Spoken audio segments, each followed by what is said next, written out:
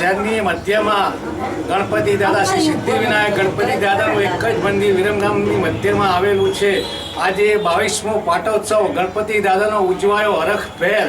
સર્વ ભાવિ ભક્તોએ વિરમગામના ભાવિ ભક્તોએ પ્રસાદ ગણેશ ભગવાનનો પ્રસાદ આજે લીધો અને સૌને ભગવાન ગણેશજી સુખ શાંતિ સમૃદ્ધિ અને તંદુરસ્તી જળવાય એવી ભગવાનને પ્રાર્થના ગણેશજી ભગવાનને। અને આ 10 દિવસ પ્રસંગ એવો ઉજવાય છે દર વર્ષની જેમ આ વખતે પણ ગણેશ ભગવાનનો સૌ દર્શને લાભ લે અને 10 દિવસ સારામાં સારો દિવસો ઉજવાય છે। અહીંયા ભાવ ભક્તિથી સૌને પ્રસાદ મળે છે 10 દિવસ અને સૌ હરખભેર હસતા મોએ અહીંયા પ્રસાદ લેવા પધારે છે।